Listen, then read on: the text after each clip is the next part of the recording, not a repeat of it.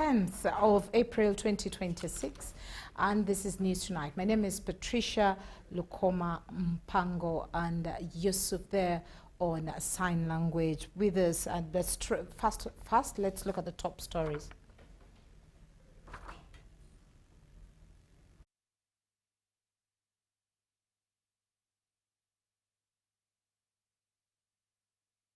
And straight away into the bulletin, the Secretary General of the National Resistance Movement, NRM, Richard Odwang, has announced that the ongoing retreat for members of Parliament elect in Chankwanzi is progressing successful, with participation levels exceeding expectations. Speaking to journalists on Friday, Odwang revealed that the retreat has attracted more than 600 participants, including over 450 MPs elect, describing the turnout as almost 100%. Let's hear more in this report.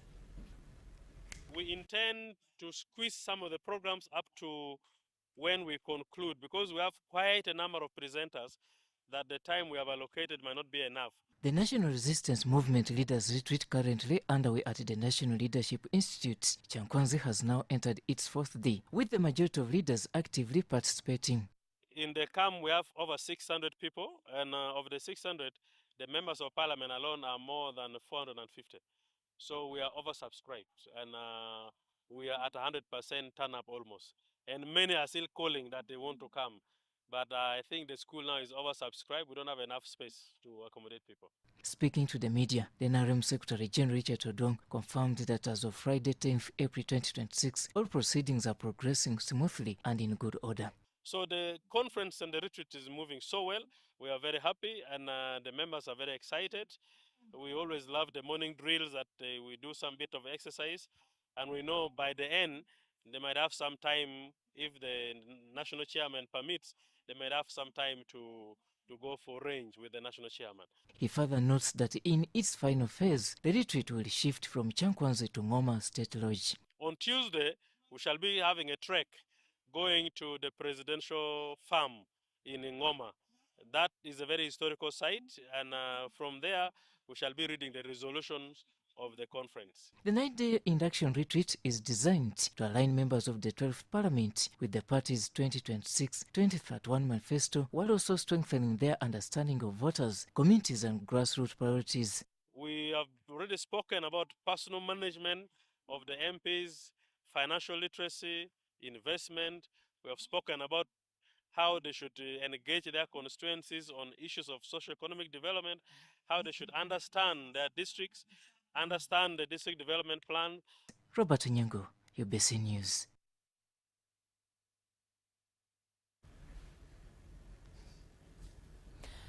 Now, Uganda's permanent representative to the United Nations, Andonia Ayebare, has reassured the public that relations between Kampala and Washington remain intact despite the recent concerns.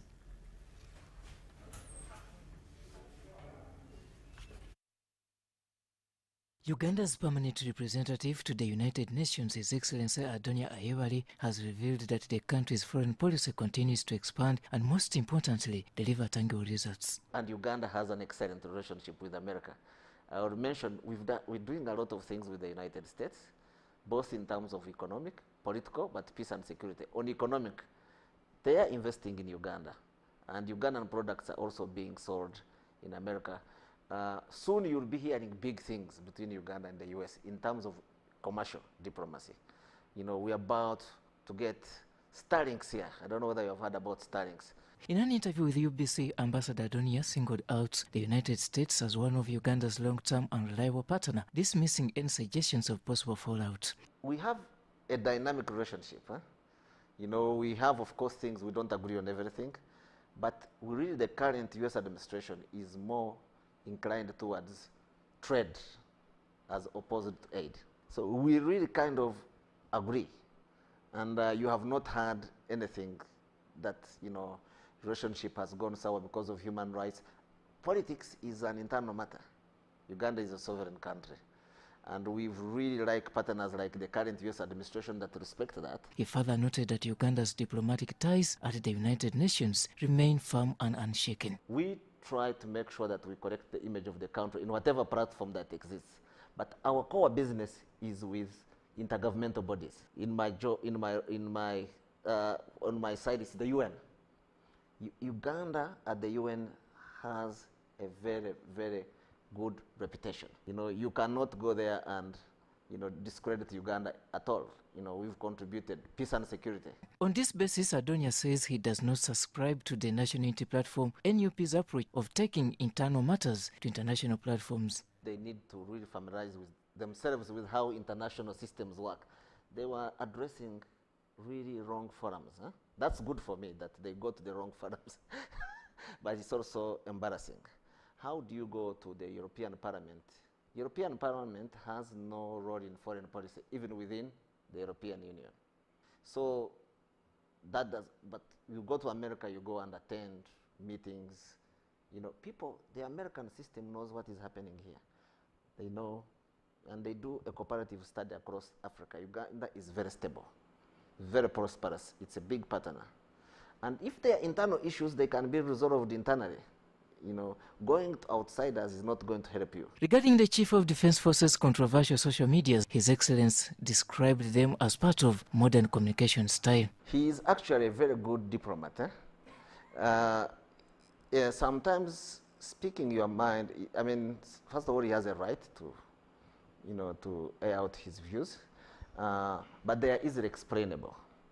They are easily explainable. He's commenting about international relations. He has his preference, but now our policy is also well defined. Okay? But look at what he has done. Our relationship with Rwanda. We're almost having a border war. He dealt with that. Our relationship with DRC, he has been involved. Huh? So he also, you've seen him meeting ambassadors from different countries. Huh? He's a good diplomat. Huh?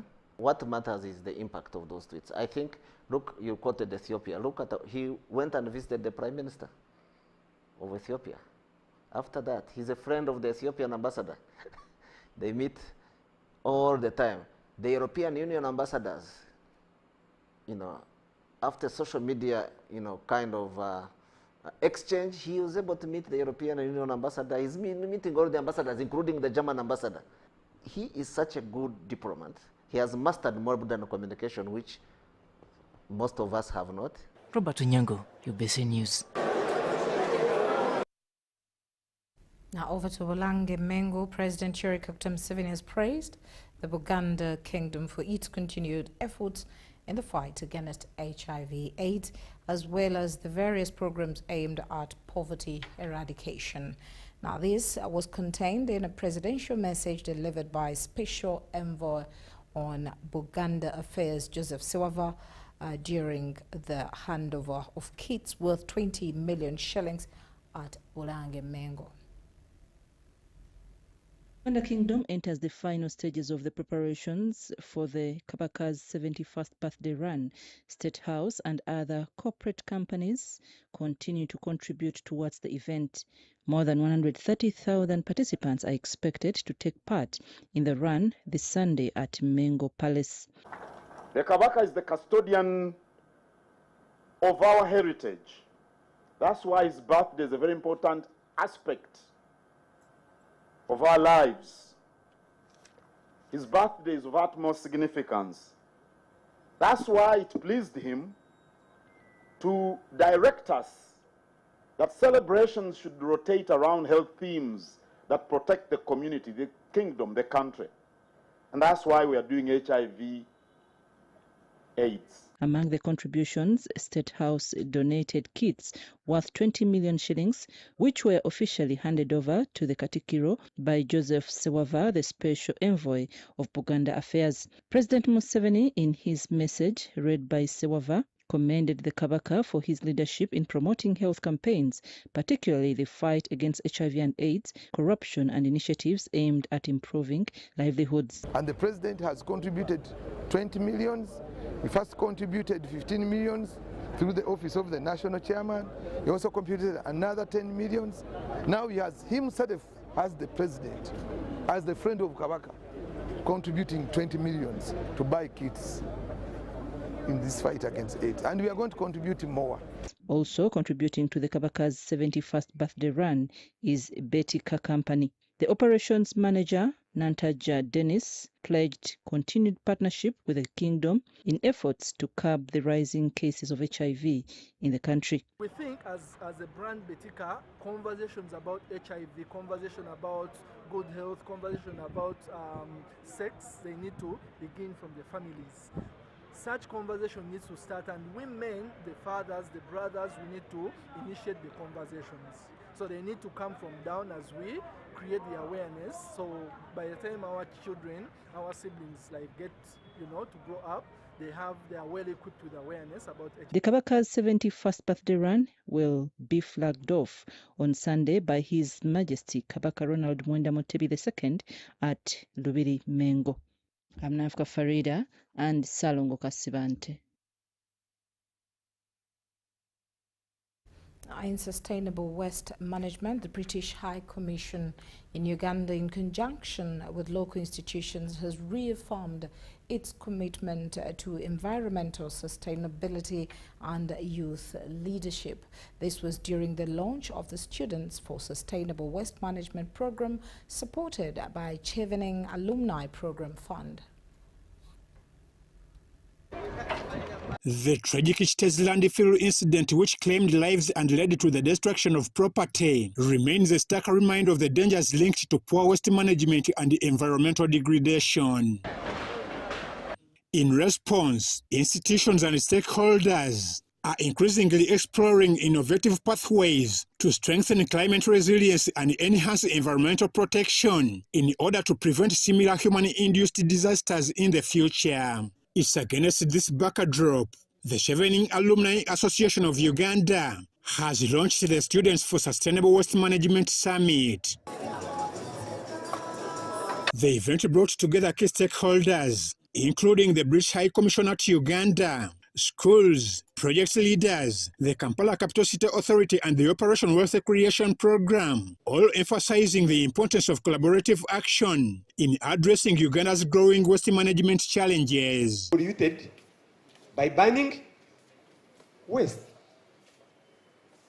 And you know that air pollution, air quality, poor waste management, and climate change are actually not even brothers and sisters, but they are twins. And we all know how climate change is related to health, directly and indirectly. So this is a lot of opportunity, because the average waste Ugandans produce daily per person is about 1.25 kilos. Now that is about 40 million kilograms times 1.5. You are talking about 60 million kilograms every day of waste that we have to deal with. So if you don't deal with them, it accumulates and puts pressure on the poor people in the villages. And even in the cities, that's where the slums are. Scholars showcased practical skills in climate resilience and environmental protection. We corrected and we melted and we prepared that for our guest. Thank you so much. The British High Commissioner to Uganda, Her Excellency Lisa Chesin, highlighted the importance of empowering young people to drive innovative solutions in environmental protection. We heard that waste makes you think about health, pollution and threats to life, actually, when waste is poorly treated or badly dumped. We heard that waste is wealth, didn't we, from Dr. Alex's first thing. Waste is about jobs and opportunity, that the creative economy, the circular creative economy, reduces waste and it creates jobs. So Kawempe School and the Chichante schools gave us some really good ideas there. Her Excellency Lisa reiterated the importance of such programs in strengthening the UK-Uganda partnerships while building long-term capacity in climate action and urban sustainability. Now, Chevening is a fully funded one-year master's program in the UK. You can go study any university, you can study any course. And it's often described as just a scholarship, but to me it's a lot more than that. It is a scholarship, but chevening doesn't end when you come back to the UK and you've graduated. The real value comes when the scholars come home, and you've seen many of them here, and they take what they've learned in the UK and they turn it into something practical and local and useful. Project head Shamim Ibrahim noted that the program is aimed at equipping students with practical knowledge in waste management, recycling and environmental conservation, while nurturing leadership and innovation among young people. To develop a behavior design framework, something that can be adapted when it comes to designing solutions, especially solutions that include climate action.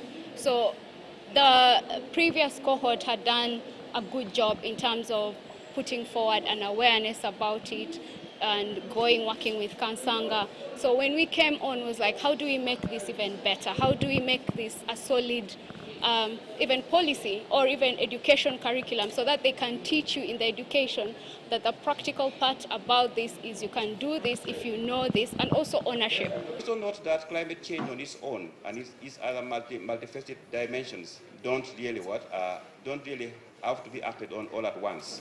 We have left some portion to be acted on by other people, but we purely focus on the issue of recycling waste that we generate every day. I'm Evan Joko and Stephen Kalisia for UBC. Now, the National Environment Management Authority has called for more innovative and practical solutions to ease the growing pressure on the environment as the population grows. Now, the urbanization and climate change will continue to take a toll. Now, speaking during the dissemination of the National Environment Status Report 2024, NEMA Executive Director Dr. Akankwasa Barirega emphasized that adopting the 9 R's approach is critical in steering the country towards sustainability. Uganda is facing a mounting environmental crisis driven by widespread degradation, pollution, and poor waste management practices, according to the National Environmental Status Report 2024. Over 40% of Uganda's land is degraded, with rapid urban expansion continuing to strain wetlands, forests, and water systems. Our population has more than tripled since 1980. The land surface remains the same because it doesn't change. So where are these people going? They need space on land. Nevertheless, amidst these challenges, there is visible progress aimed at addressing them. Recent NEMA interventions show that environmental compliance audits have significantly increased from about 521 audits in 2021 to over 5,000 by 2026, indicating stronger enforcement.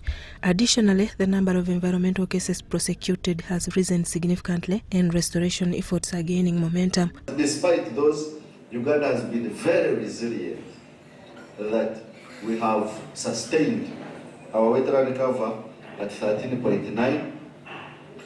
We had gone as low as 8.9 in 2015. But even with these gains, the pressure persists. Uganda's population, now estimated at over 48 million people, has increased the demand for land, fuel and housing, while worsening waste generation, especially in urban centers.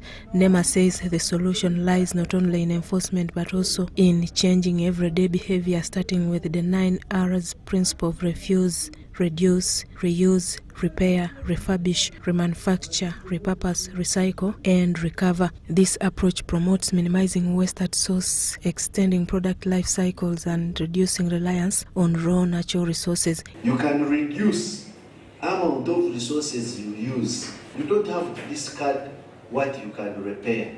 If fully adopted, the 9 R's could reduce urban waste by about 30%, ease pressure on forests for raw materials, and even create green jobs in recycling and innovation. We can rethink the way we do work in office. Must we print everything? Can't we print just a little that is necessary? However, local government leaders cite limited funding and weak enforcement capacity as major obstacles to effective environmental protection. You will say environmental police. But what are they doing? They're only checking the charcoal and leave the trucks move. Going forward, NEMA is set to roll out another phased nationwide restoration program targeting degraded wetlands and forests. Dr. Barerega asserts that no individual company will receive special treatment or extensions beyond the restoration timelines. We had slowed down on our operations because people asked for time. So if you know you received the restoration order from NEMA, and you know you are still in that wetland, kindly, peacefully, on your own, arrange to leave so that you are not disrupted.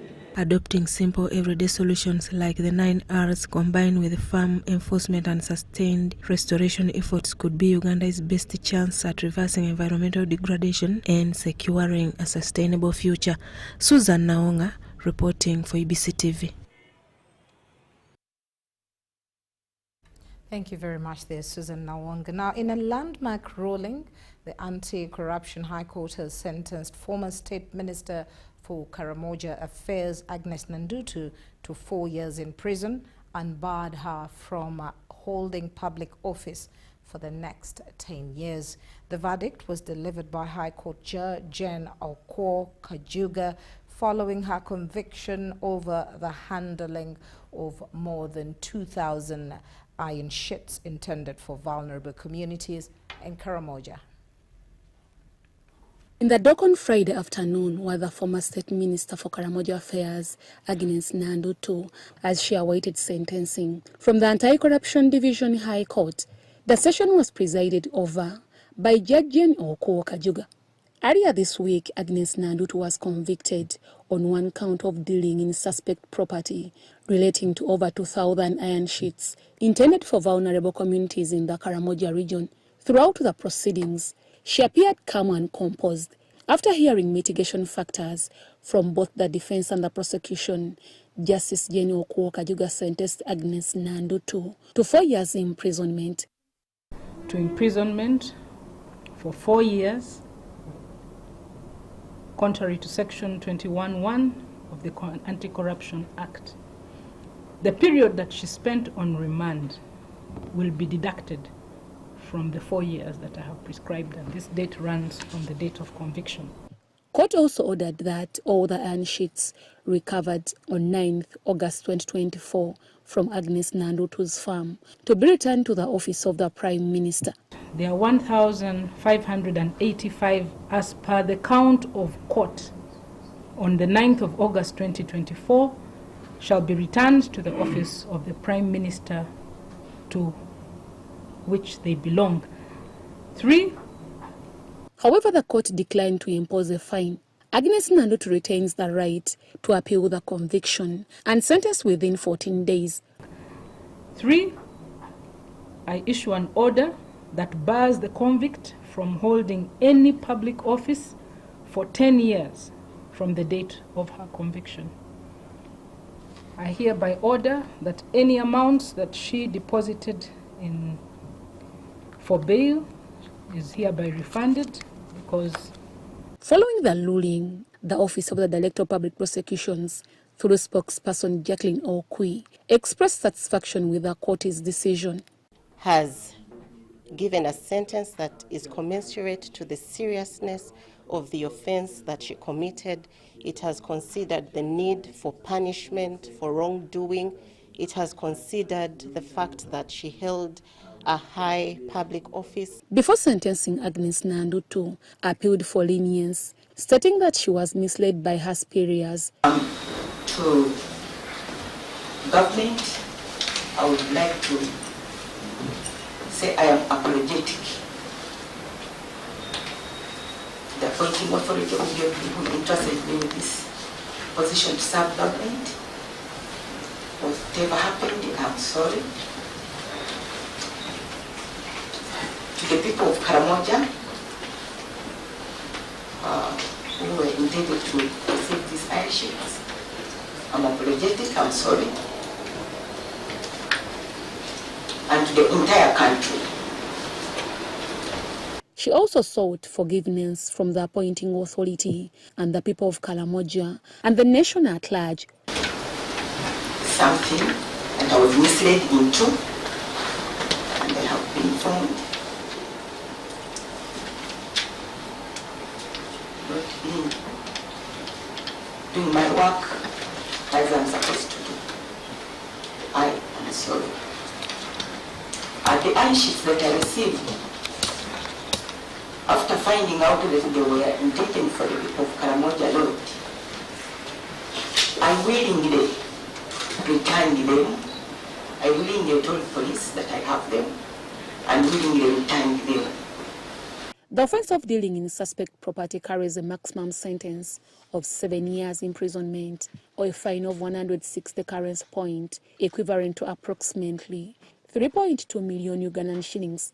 Following Nandutu's conviction, the same court is expected to hear the case of former Minister for Karamoja Affairs, Mirigoeti Chitutu, who faces charges including mismanagement of 1.5 billion shillings allocated for peace-building activities in Karamoja sub-region, corruption, abuse of office, among other offences. Deborah Namamonde, Viola Nansoga, UBC News. Now, the Chief Magistrate's Court in Kawempe has once again declined to grant bail to the National Unity Platform Deputy Spokesperson Waiswa Mofumbiro, despite a request by his legal team to allow him attend the burial of his late wife, Edith Katande Mofumbiro. The court ruled that the accused is likely to abscond if released, a decision that sparked disappointment among his lawyers, family members, and supporters present. Constitutional mandate of this court to beseech the judicial mandate of this court to beseech compassion, kindness, and benevolence from the court in the special circumstances that the applicant lost his dear wife and he was only pleading for temporary relief to enable him bury his dear wife in accordance to the dying declaration of his wife, who wished for him to be by her side in her last moments, while alive and before the burial. This court has said it does not have any of such. This court has said it does not have the constitutional mandate. It does not have the discretion, that this court does not have the benevolence, does not have the kindness, does not have the compassion to release Honorable Waiswa Mofumbiro on bail because of the political nature of the case before it. We are taking a civil action as lawyers, and the people, we are not attending the next bail ruling. First, because the applicants are not here, and that this court has seized independence in so deciding in favor of the provisions of the Constitution and any conscience or kindness that should be thought of a human being. By bail, we understand when we came here in the morning there was a meeting, security and the judicial officers, perhaps to relay to them instructions that came from wherever. When we, as defense, presented the two sureties for Alex Waiswa Mofumbiro, previously we were presenting the father and the wife. Now the wife is deceased. So we presented the father and the Honorable Mwezo Nsubuga, Kampala Lord Mayor-elect. Bothersomely, the state prosecutor said surety number one, the father to Alex Waiswa, is very close to him. We don't think he'll be able to compel his son to come back to court because of the rigor of court. But then when he went to surety number two, he said Honorable Mwezo is not close enough to Alex Waiswa, so he has no capacity to compel him to return to court. There's no proximity, which dumbfounded us, because on the one hand you're saying this surety is too close, on the other hand you're saying this surety is not close at all. So what do you want?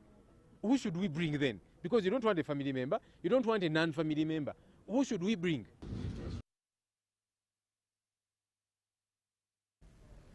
Now, Buganda Road Court has convicted 8 environmental activists on charges of public nuisance in connection with a protest against the East African crude oil pipeline EACOP. Presiding Magistrate Livia Muonge informed the court that the matter will return on April 17, 2026 for the judgment hearing. Defense lawyer Samuel Wandera appreciated the court for delivering its judgment, but expressed concerns over the absence of sentencing. He noted that some of the accused are students who have missed significant portions of their education at various universities. He also indicated that they will petition court regarding this particular judgment.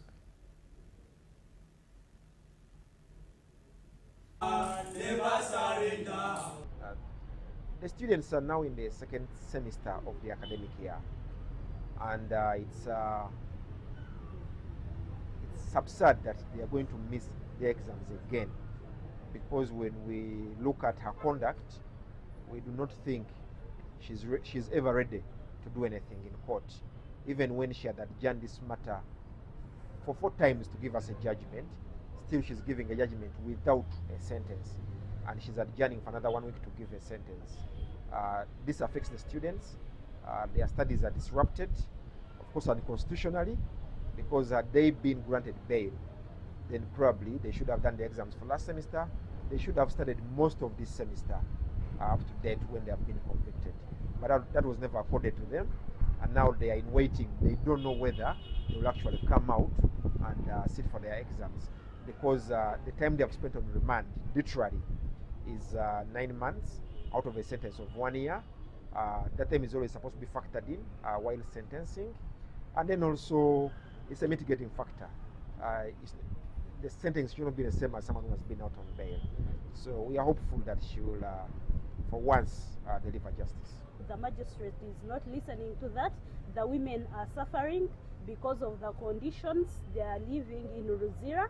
They are sick, they have ulcers, they have infections, they have skin infections, they are students, they were denied their right to apply for bail, and which is very unconstitutional, because they deserve to be heard, because they were arrested while they were exercising their constitutional right. So we are calling upon the judiciary to be considerate of the time these female activists have spent on remand and be released, so that, because all of them are students, so that they can go and at least write their exams.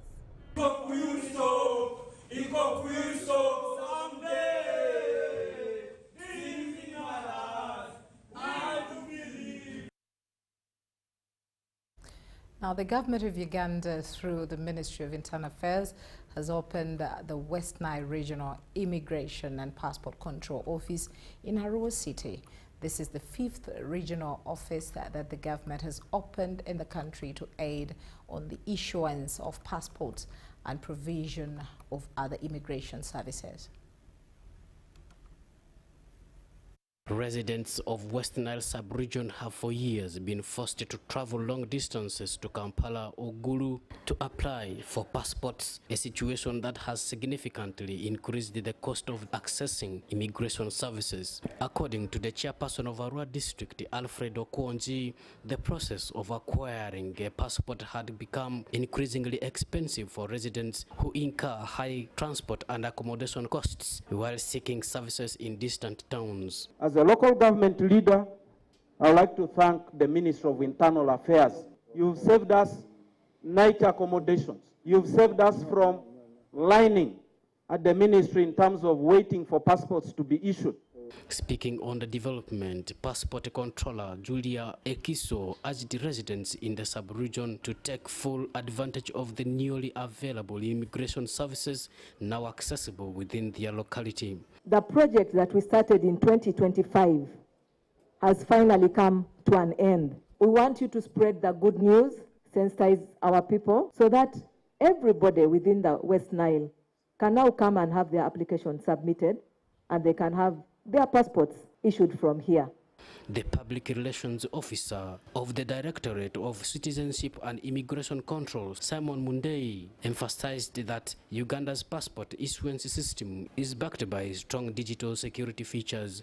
He explained that the Directorate worked in collaboration with the Uganda Security Printing Company to ensure the integrity and security of the documents. That when you carry our passport, it can take you to 67 countries right now, visa-free, and we assure you that nobody worth his name can even attempt about forging it.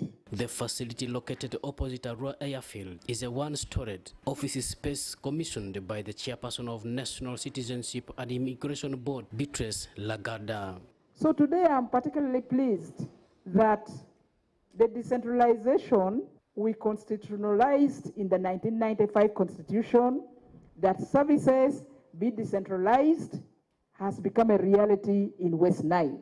I am so happy to hear that you have regional, referral hospital, you have regional land, and today we have the regional passport office. Officials say the new regional office is expected to improve access to passport services for residents across West Nile. Joseph Fodama, UBC News. Standard Chartered Foundation, in partnership with the Innovation Village and Village Capital, have launched the second cohort of the Women in Technology Accelerator program.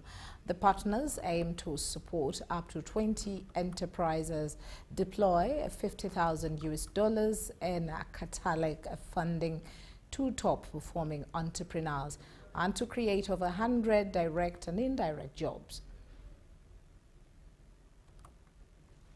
Women entrepreneurs running technology and tech-enabled businesses are encouraged to apply for the 2026 cohort of the Standard Chartered Women in Technology Accelerator program, geared at unlocking the potential of women-led enterprises in Uganda's digital economy.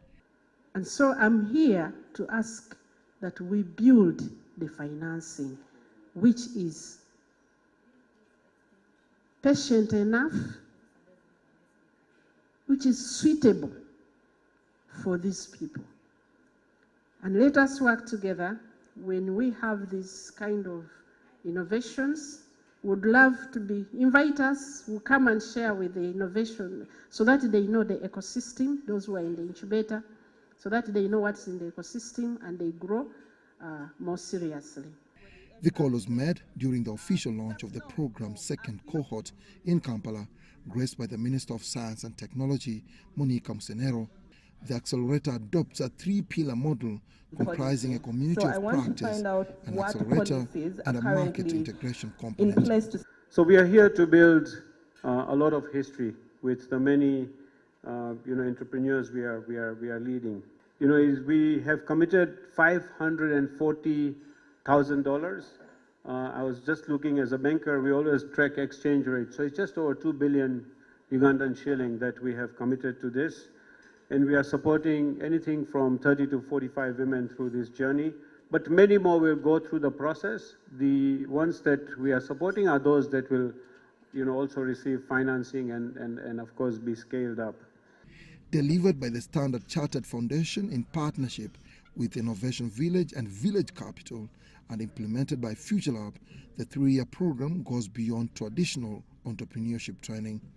It combines market access, investment readiness, mentorship, and catalytic funding to support sustainable business growth. Mentorship is key. You need to hear from people who have gone before you. You don't just come out, okay? So I believe mentorship is something that women need. Looking at peer-to-peer communities, if you have consistent strategic communication platforms like WhatsApp groups, you could do meetups. The 30-week accelerator targets women entrepreneurs with scalable, impact-driven solutions and is expected to deliver measurable outcomes, including job creation and increased market participation.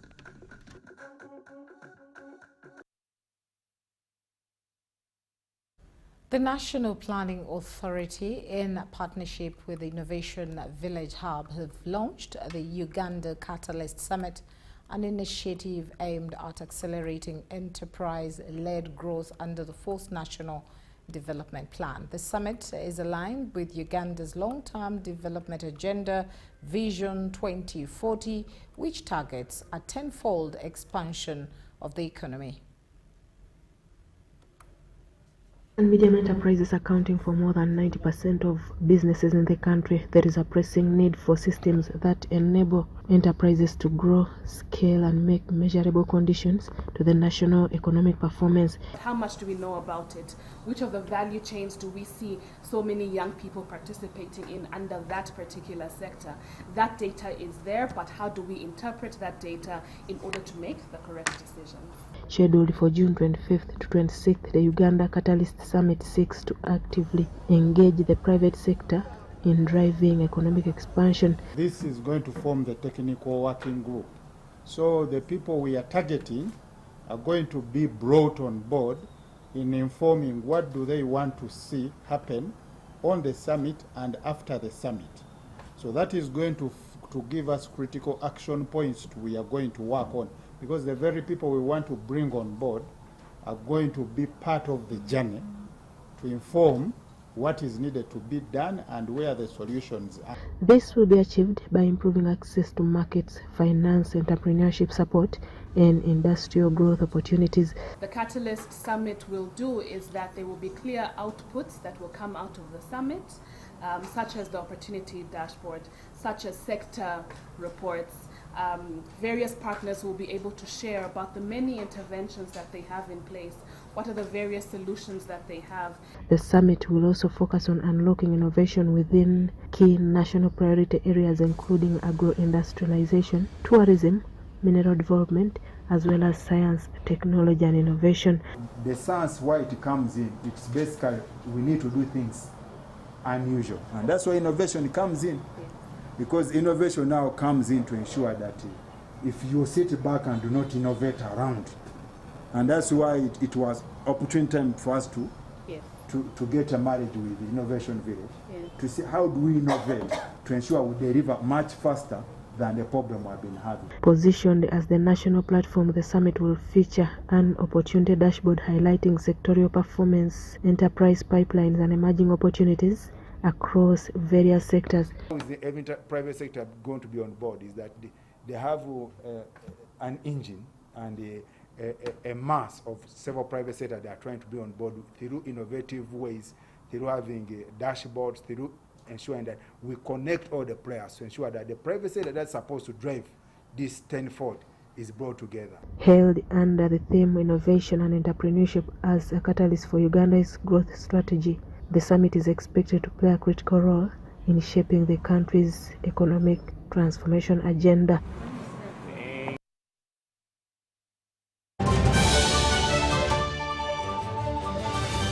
When you don't use Momo, you are forced to quarrel. Mama, balance? Eh? Ah, Mama, nkwenye nkumitano.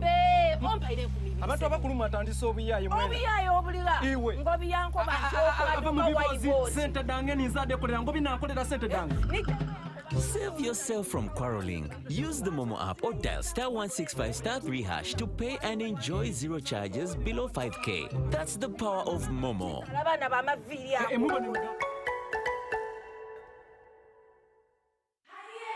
It's back, bigger, and with more business opportunities. It's the Pearl of Africa Tourism Expo, Poate 2026, Uganda's flagship tourism event. Poate 2026 will take place from the 21st to the 23rd of May 2026 at the Speak Resort Convention Center, Munyonyo, under the theme Wanderlust. It's your time to thrive.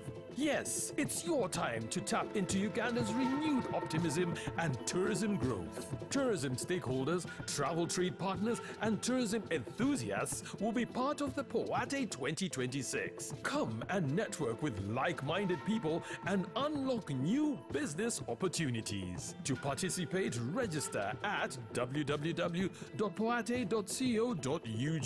Poate 2026 is brought to you by Uganda Tourism Board and partners.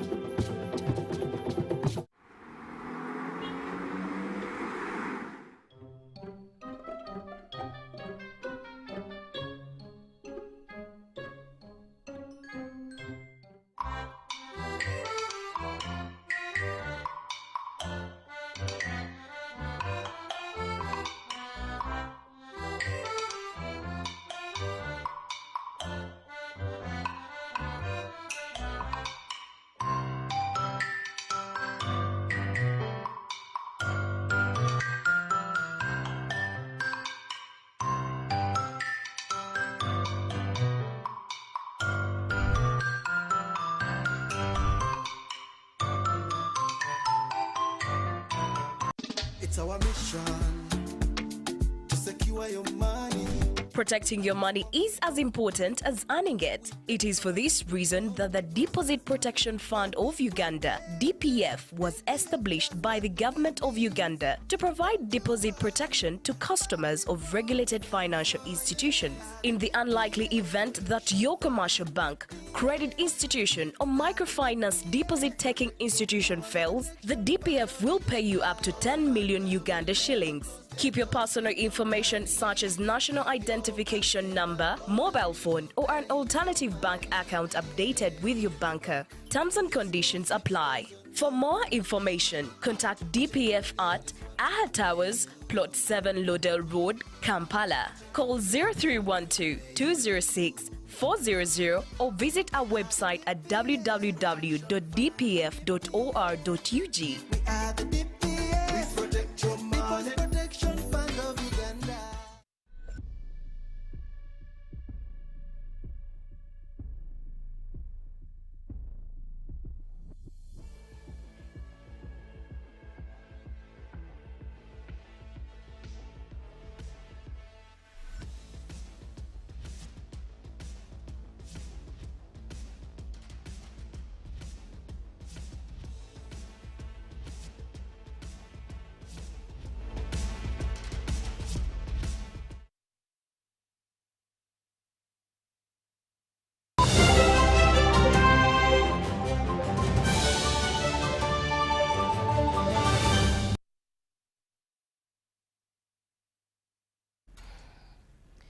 Now, at Entebbe Airport, the CAA has confirmed that scheduled operations at Entebbe International Airport remain uninterrupted despite the early morning heavy cyclone that struck the overturned two small aircrafts.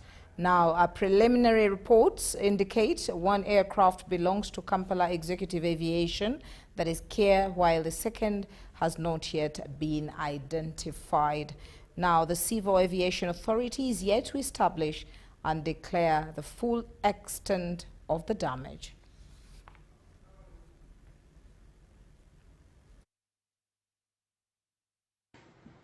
On the morning of Friday, 10th April 2026, extremely strong winds were experienced in the vicinity of Entebbe International Airport. The adverse weather impacted a light aircraft, which was parked on apron 4. No one sustained injuries. Technical teams are assessing the situation in liaison with the key stakeholders.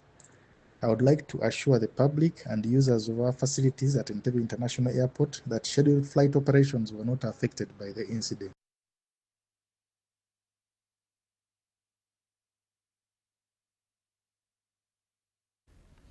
Now, in the growing industrial hub of Namamve, Uganda's shift from a consumer to a manufacturing economy is steadily unfolding. Among the active plans is the Simi Mobile, a phone manufacturing facility that began as a small retail shop in downtown Kampala.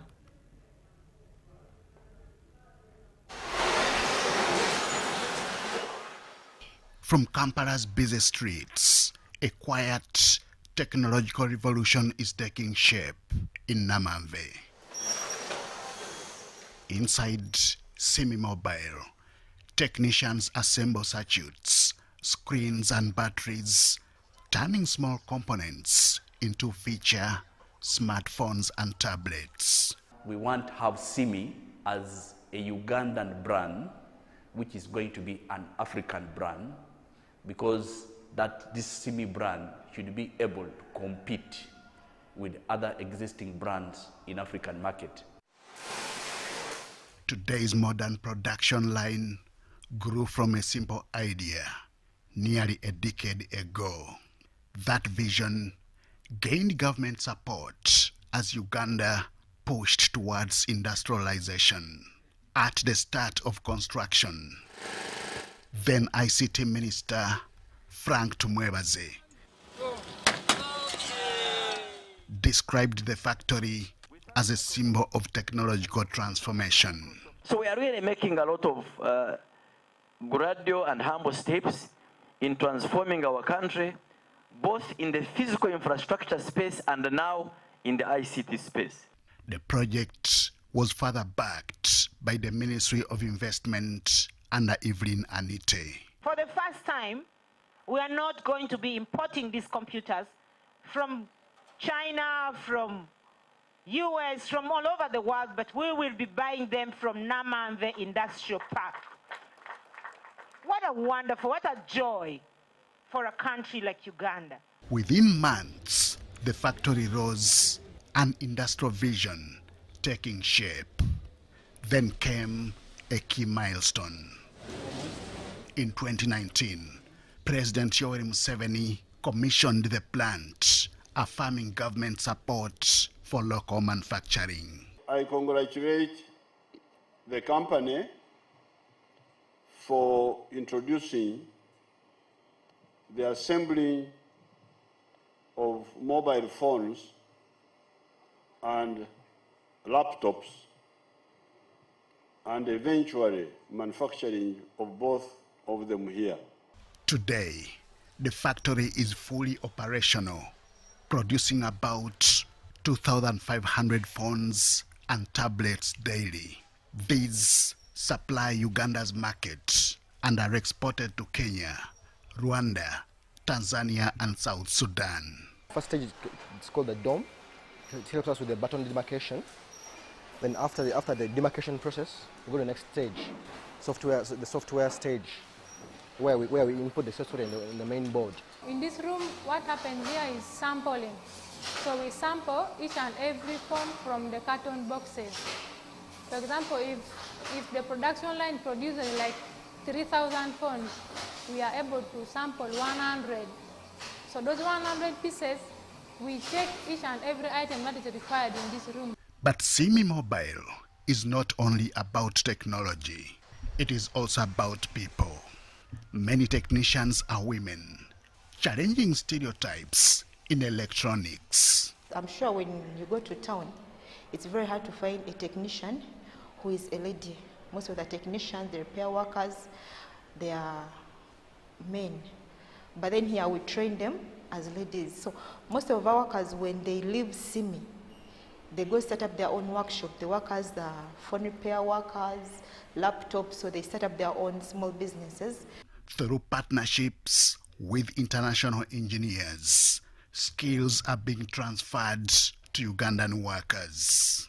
Before we come, this country import the phones from another country, for example, China. But after we come to here, we brought the technology to this country, and we teach people and we train people how to assemble phones. About 30 to 40% of components are already sourced locally, with plans to expand further. We are following the initiative of His Excellency the President of promoting the Bubu policy, the Buy Uganda, Build Uganda policy, to see that this initiative does not only stop here. As machines run inside Simi Mobile, they reflect a bigger national ambition, that Uganda's future lies not just in consuming technology, but in building it. Firstly, I would like to thank to the government of Uganda to supporting us from the beginning, even we get the land. Then also I would like to thank President Museveni because he's the one to commission our factory in 2019. Because we came in and we found only 86 factories. Today we're talking about 6,000 factories. And now this is not a mean feat to celebrate. It is such a huge benefit for us as a country. From a small shop on Kampala Road to a full manufacturing plant in Namamve, Simi Mobile mirrors Uganda's wider industrial dream, a future where made in Uganda becomes a global mark of innovation. Henry Okrut, UBC.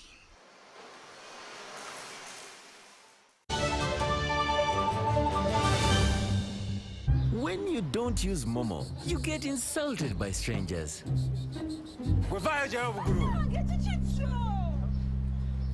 Save yourself from insults. Use the Momo app or dial *165*3# to pay and enjoy zero charges below 5K. That's the power of Momo.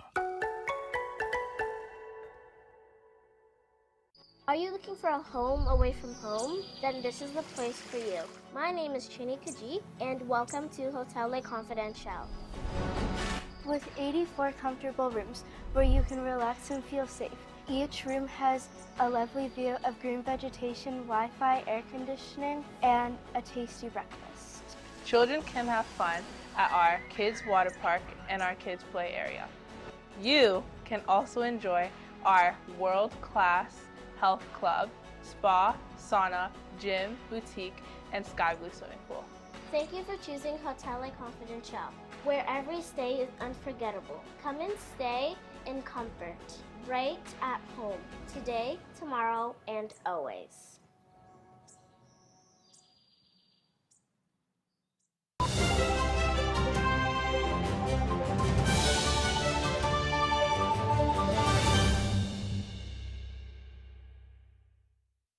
And into the world of sports, after a glorious 6-year journey of play and possibility, Uganda's witnessed the Game Connect Summit at Hotel Africana that was on the theme of breaking barriers and building bridges. Let's hear more from John Barnes Centum.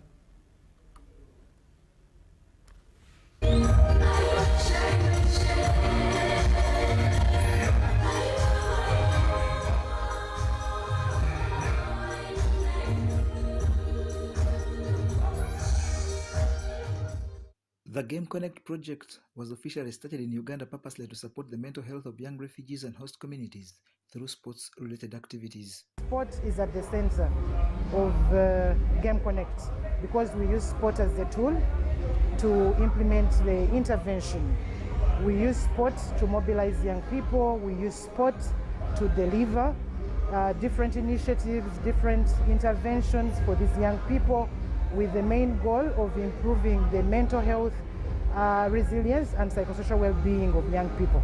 Game Connect is spearheaded by the Avis Foundation in collaboration with the Olympic Refugee Foundation, UNHCR, Uganda Olympic Committee, Right to Play and Youth Sport Uganda.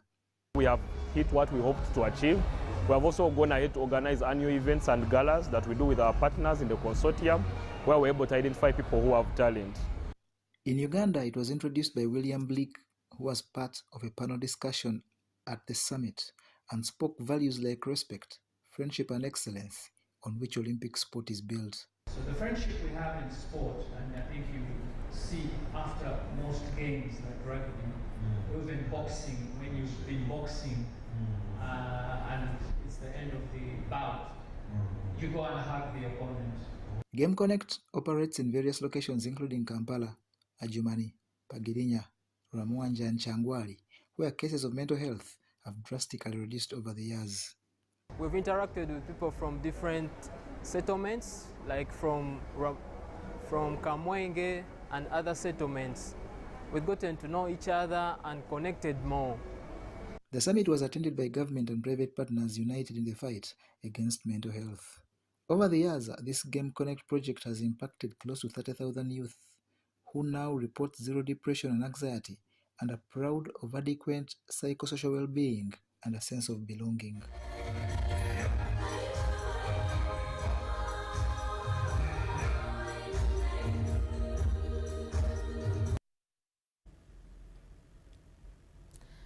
Well, and that brings us to the end of our bulletin. But before we sign out, let's have the headlines as we recap it.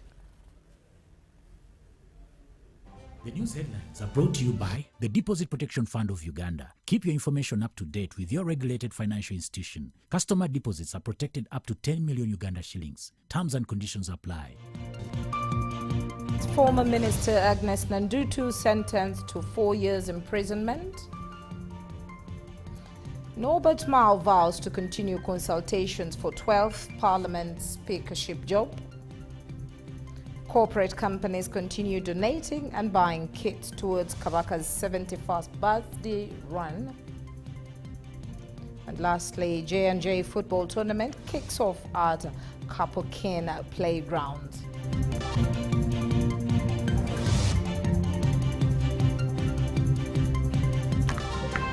The news headlines were brought to you by the Deposit Protection Fund of Uganda. Keep your information up to date. Yusuf Senyamo has been with us on sign language. My name is Patricia Lukoma Mpango. Let's meet again at 10.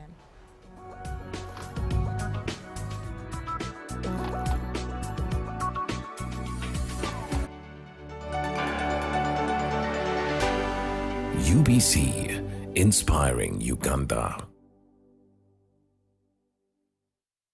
When you don't use Momo, you are forced to quarrel.